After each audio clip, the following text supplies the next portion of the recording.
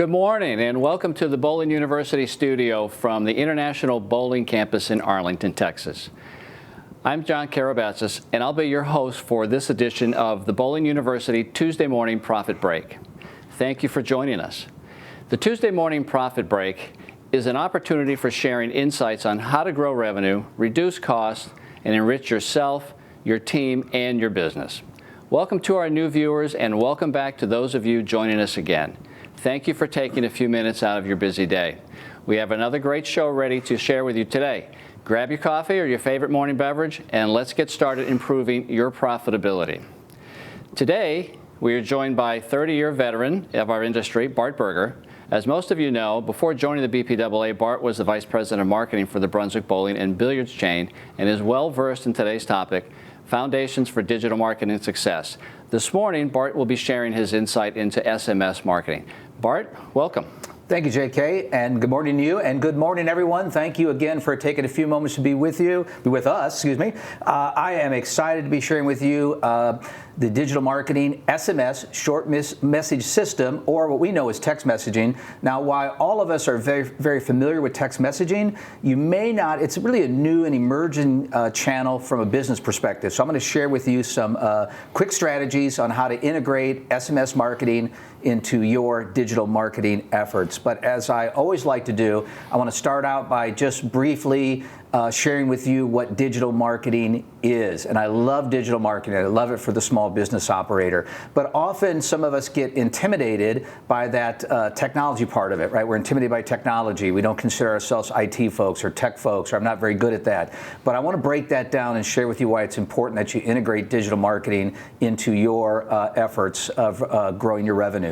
Know this, digital marketing is nothing more than content delivered through digital channels. It's our traditional marketing. It's all the marketing efforts we've done in the past, just through these new digital channels, like search engines, websites, social media, email, and in this case, SMS, short message system, or what we know as text messaging.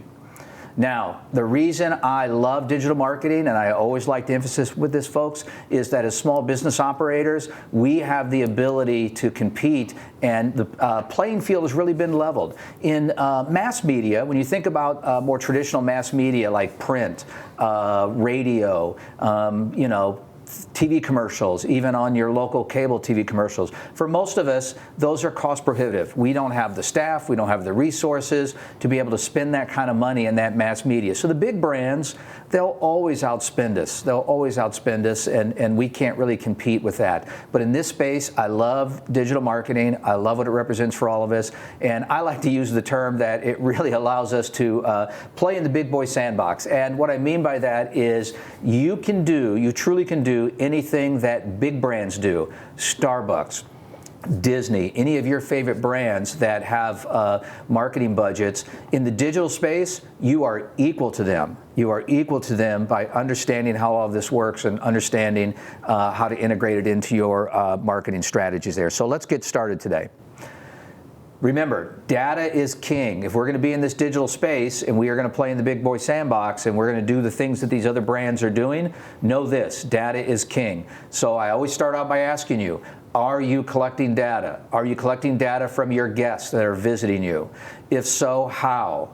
And then secondarily, once you have that data, is where are you storing it? Where does it reside? What is your CRM solution, which is customer relation management system, and that's really a marketing term for a database. For many of us, that database could be as simple as an Excel file, and for others, it may be a complex third-party solution, and that's okay.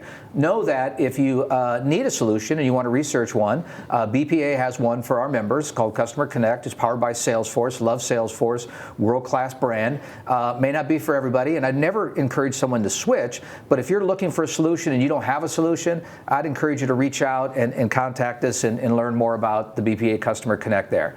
So when we look at this digital ecosystem, there's your awesome center, and there's 5 channels that we teach to and encourage you to be a part of. The website, SEO or search engine optimization, email marketing, SMS, which we're going to spend some time on today, and then social media. Now, all 5 of these work in concert together. It's not an either or. You can't say, well, Bart, I'm really good at SMS, but I don't know much about SEO, or man, I'm killing it in social media, but I've really walked away from email marketing.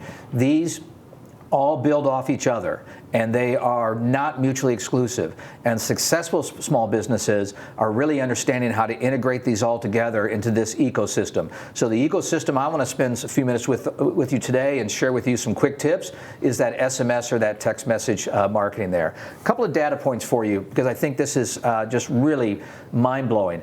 95% of all text messages are read within 3 minutes. And the average is under 5. That ding has turned us into Pavlov's dog. I mean, we are addicted to those devices, and I don't want to go down that road about the social consequences of that. I want to talk about the business consequences of that. So as a small business operator, how do you take the fact that this is a highly engaging channel, and how do you use that to build the business there? Just as a data point, the average response rate, now this is data from all businesses, not just bowling related. Email typically runs about 6%, and then your SMS response rate for groups that are using it is 45%. So much higher engagement in that space. Now, you might look at this and say, well, gosh, I probably shouldn't be doing email marketing then. I probably should just do SMS. Absolutely not. If you join us for one of our email topics, I'm going to be trumpeting why email marketing should absolutely be part of your digital ecosystem there. I think that for us, because of what we're doing, our response rate is going to be greater than 6%, but whatever it is, it will be less than SMS, understand that. But they're not mutually exclusive, they have to work together. But understanding the value of each and where they fit into your marketing efforts is really critical there. Now, one last kind of data slide before I share with you the quick tips. 90 minutes. It takes on average person 90 minutes to respond to email. Think about how you receive email, when you might see them, and when you might respond. It takes about 90 seconds for the average person to respond to a text.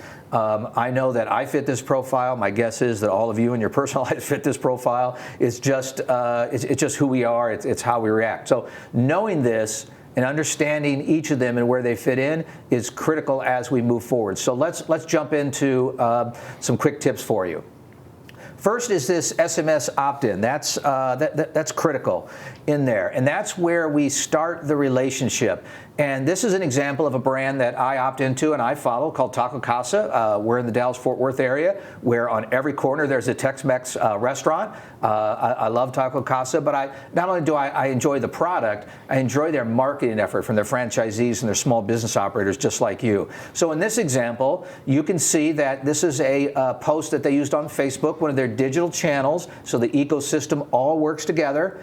And in this one, they're asking me to opt in, and all I text is taco 60 to 22452, and I get a free taco.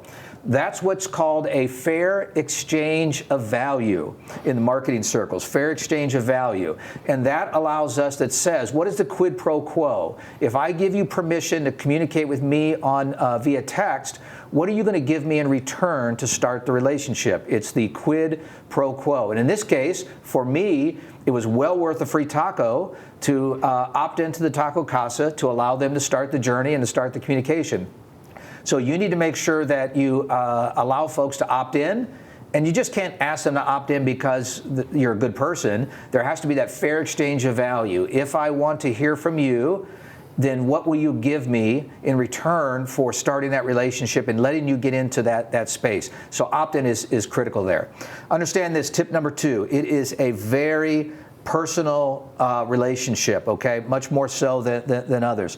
So I think in this space, what I would share with you is limit the communications. This is not a banging out emails and sending a couple a week. This is very personal, just like your own relationship with somebody on text. If all you're doing is sending, and you know, you're gonna bug that person, and it's just a very personal relationship. So limit the amount of communication.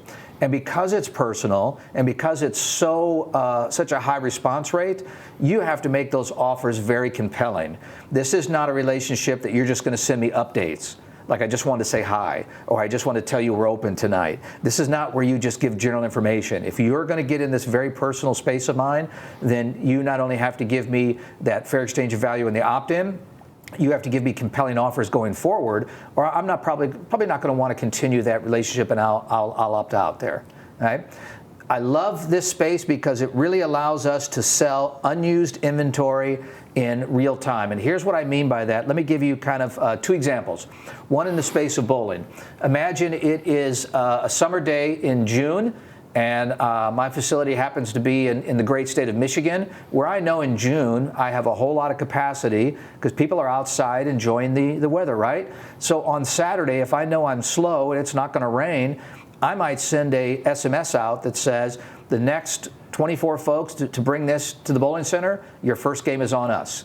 That's selling unused inventory in real time. Or a restaurant who's slow, saying the next 12 folks, next 12 couples that bring in this text, the appetizer's on us, today only, whatever that looks like. In the space of Taco Casa, who I follow, once they gave me that fair exchange of value and we started the relationship, it's not uncommon. It doesn't happen all the time, but there are Tuesdays where they have Taco Tuesday, and if business is slow, then right around 5 o'clock or 5:30, 6 o'clock, as I'm driving home, I will get a little ding or a vibrate, and it'll be Taco Casa saying, stop on by for 2-for-1 tacos, next 24 folks, or for the next hour, we've got this going on. Now, they've timed that perfectly. They know I'm driving home. There's a high probability I'm driving in rush hour traffic on the way home, and they know I've opted in and I love tacos, and obviously they've made a bunch of tacos and they need to get rid of them. So that is selling unused inventory at real time.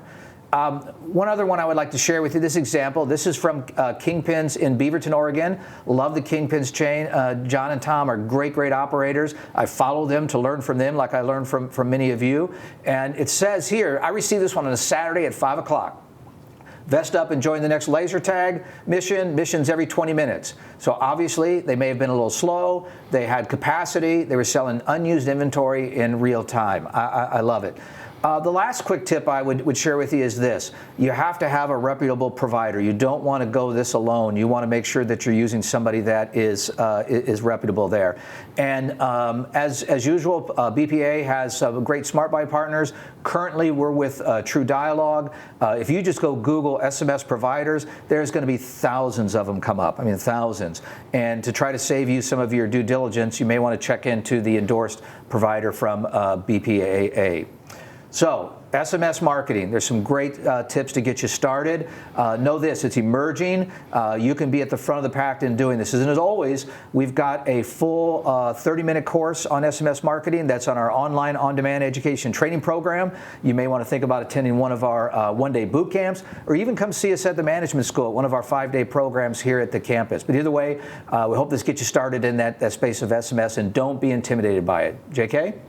Bart, thank you. Great stuff. A question for you. You talked about the importance of building your database, and you talked about how important it is to opt in. Many of our members have built a database through league registration cards, and they have their phone numbers that way. Is it okay to start a new campaign using those numbers? Yeah, JK, that's a great question. Now, look, folks, while it may seem like a great idea, no, you don't want to do that, because those folks have not given you permission to communicate with them. Remember, it's a very personal relationship. So it's tempting. You've got a lot of data. You may want to send that out, but don't do that. You can see, like the example I showed you from Taco Casa, they use their Facebook to build their SMS database. You could use your email to build your SMS database. So while it may be tempting, you do that. Now, I will tell you, JK, that if you wanted to do that and you put a spot on a team registration card, or you went back to those guests and asked them for their cell number and they checked the box and opted in, you absolutely could start that. But in that example you gave, absolutely not. You don't want to spam those folks. Okay, thank you for that. You also mentioned that SMS is more personal. What would you recommend the frequency that you reach out to your database? How often is it okay? Yeah, it is going to be tempting for all of you, because this works and it has a high redemption and it has a high engagement rate. You are going to be tempted to send it out multiple times. You have to fight that urge, because you will violate the relationship. And think about your friends that you have that in their engagement with you on SMS. It works, but use it in moderation. So I would be cautious of doing anything more than once a week, and even that at sometimes may be a little bit much, but it will work. but you're going to want to fight the urge to send that out because, look, we're small business operators. It's easy in the heat of the moment to say, oh my gosh, that worked. Send it out twice, or do it again next week. But you want to be strategic and make it part of your complete digital marketing strategy. Great. Thank you for that, Bart. As always, great insight. That about does it for today. So as we wrap up another edition of the Tuesday Morning Profit Break, remember that when your focus is on growing people, people will grow your business. We look forward to seeing you next week, 10:15 Eastern, for another great episode of the Tuesday Morning Profit Break. If you have any questions for Bart about today's show or would like to reach out to any of us for additional information, you can get us at education@bpaa.com. Also, you and your team can watch any of our previous episodes 24/7 by visiting bowlinguniversity.net. Until then, I'm John Karabatsis, and do for one that you wish you could do for everyone. See you next week.